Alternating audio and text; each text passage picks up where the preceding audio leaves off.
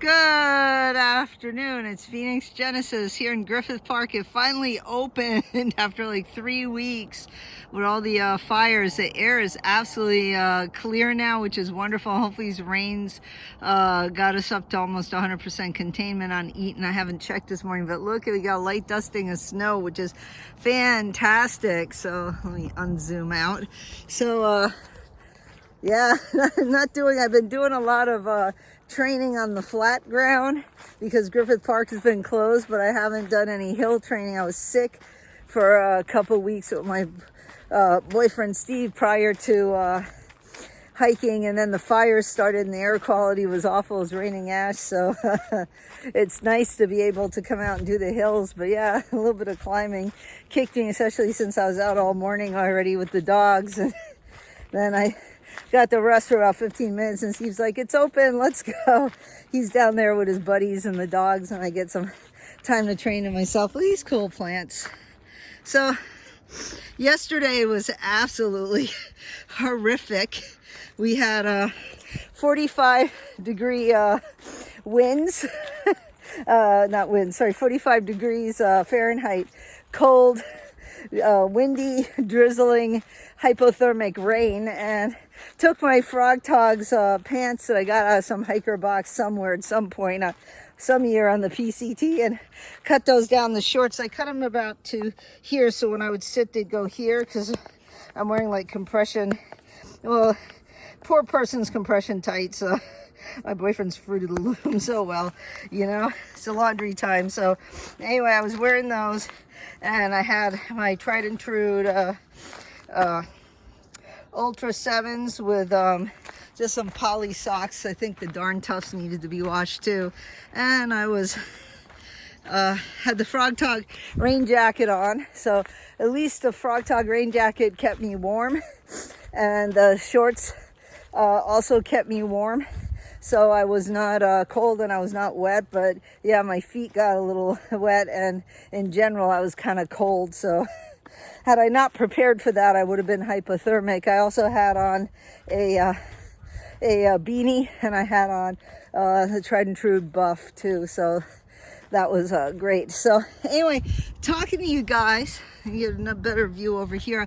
I want to talk about, we do get varying conditions on the PCT, and you gotta remember, just because you're hiking in May doesn't mean it's always warm in May. As a matter of fact, I can tell you firsthand, it's been 25 degrees of going up Mount Laguna in May. So it is not always warm, and it's always not always cold in the winter or spring months. Like, for example, now here we are, I think, what are we on, January 27th?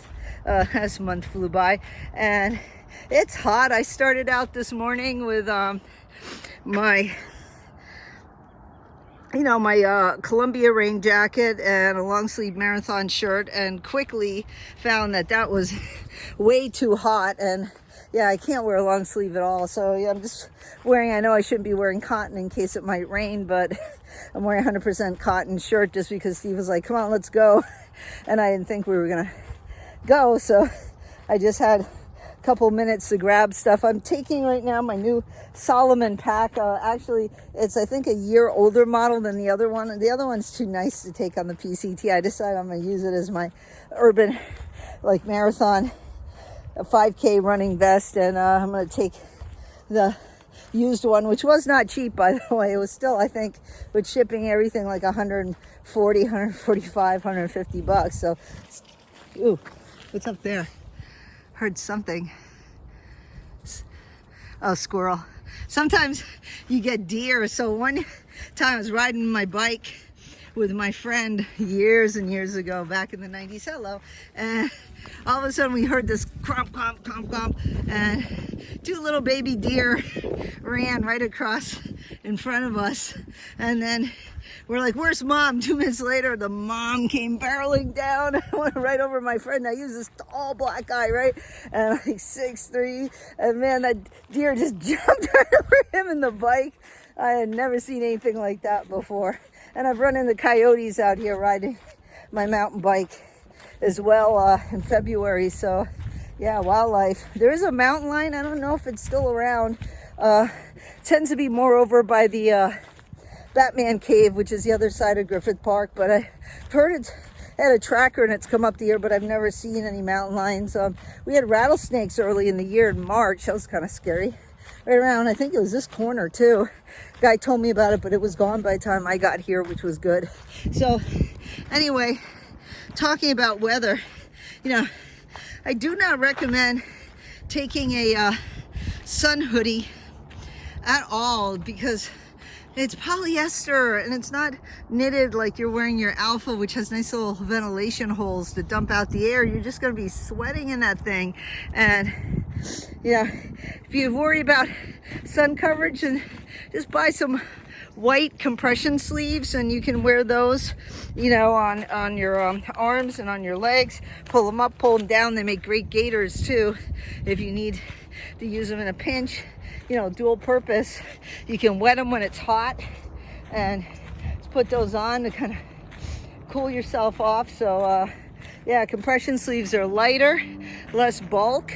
You know, it's not just your weight. Everyone's about weight. I mean, obviously, look at me, I am light, but the thing is, it's about compressibility. You know, everything has to compress into the light back. And that's another thing I was going to talk about, is shoes. You know, I don't wear anything but ultras, and I was very reluctant to wear ultras at first because, you know, everybody else had them, so I thought it was just some kind of fad. And, you know, I always wear Converse when I'm on flat ground. I like zero drop. I'm barefoot a lot, and then, you know, I found that I could hike twice as fast from 1 mile an hour to 2 mile an hour on the trail.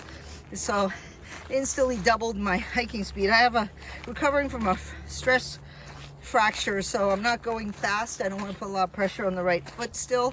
That's why I'm kind of carrying light today too, just what I need, but no more, no less. But anyway, going back, I would never, I mean, the darn toughs, yes and no. For wet conditions in the Sierras, absolutely, I would want the wool, because even if your shoes fall apart, they're going to keep your feet warm and dry. But for now, polyester's, you know, fine right now for a day hike in the, you know, Southern California in this time of year. You know, polyester, my Pumas work nice for me. They're nice and light, and I don't get sweaty in them. They work out great, and they last pretty long. I mean, all the walking I do, I wear out my Converse before I wear out my socks. So it all depends on your walking. But anyway, going back to the shoes, these shoes are not meant to put a heavy load on. So same thing with an ultralight pack. If you're gonna wear ultralight shoes and ultralight pack, you can't pack that pack heavy, and you can't definitely put 50 pounds on your back and wear these shoes, because you're gonna get injured. So you gotta think about, you know, if you're gonna bring all those comforts at home, you're gonna think about having boots. Oh yeah, nice mud puddles. Yeah. But fortunately, we can just go around these mud puddles. But yeah, after yesterday, this is gorgeous. So anyway, think about that. There are a couple of things to think about. I got the Alpha Direct beanie, and I had that on a little bit on the beginning of my hike with my Alpha, one of my 60 weight Alpha Direct fleeces, and I got hot. 5 minutes in, I was hot. That stuff came off, you know. But again, we're talking about how much should you really bring as far as warm clothing goes. And my best advice is try to get yourself a little cold before you go out on the trail. Don't turn your heat on in the winter, you know. Open up, I mean, of course, if you're in Alaska, you know, but turn it to a lower setting than you would. Go out in the cold, you know. Go out for a few minutes at a time with no jacket, and then you can run back in your warm house, you know. So I try to, you know, not wear pants, not wear long sleeves, not wear jackets if I don't have to, except for a light wind jacket if it's windy, or appropriately if it's raining. But, you know, get used to the cold, and that's going to help you a lot more on the trail. You'll just have to not carry as much stuff. A beautiful view here, by the way. Look at that snow on the mountains. Isn't that gorgeous?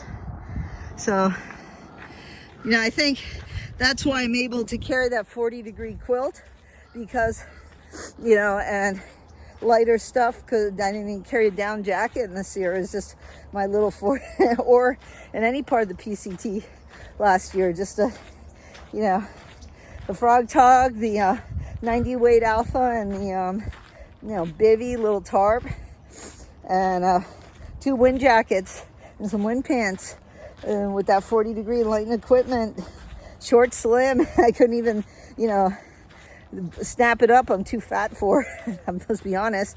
So but I was, you know, a little nippy, but I was fine. But that was because I've spent 5 years now, almost 6 years, I guess, since 2019, conditioning my body to be more adaptable to the cold and heat too. You know, you got to adapt yourself to the heat. I can imagine falling down there. So you want to get used to the heat, getting used to how long can you go without drinking water. So I have here in this pack, I have 1/4 liter of just water I brought here, and then I brought a little Nalgene of hot tea just because I wanted my hands to be warm in the car, and a little weight, get some weight on my hand strength, which I have lots of hand strength from holding on to 2 big Siberian Huskies when I walk. But you know, I don't need to drink a lot of water. We'll go, and of course, you know, that depends with temperature. Once it starts getting, you know, above 76 degrees, you know, then I'm gonna probably carry water. Normally I don't even carry the water. I just did because I didn't have a chance after I did that walk, and my friend gave me a piece of veggie pizza, and I hadn't had any hydration also. I just grabbed a 1/4 liter, but had a couple sips and couple sips of tea. But normally I will go out, if it's under 76, we'll go out, and dogs and I do 3 miles, and we'll just have water at a water fountain, or when we come home, you know, cam up a little bit before and after. But I'm able to carry anywhere from 1/2 liter to 1 liter to 2 liters max.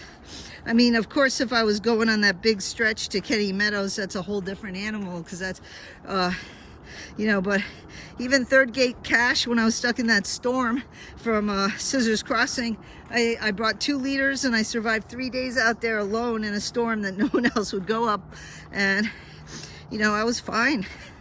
So getting yourself adapted to proper hydration using sea salt, that helps, that you don't have to drink as much water. I hope I'm just not rambling on. It's just certain little things that are just coming to my mind. Anyway, I'm gonna stop here because I've got this kind of little steep downhill, and I don't want to drop my phone, and I've got 15 minutes to get back to see Steve. So anyway, that's it, and hope to see you guys on the trail. So talk to you later. Bye.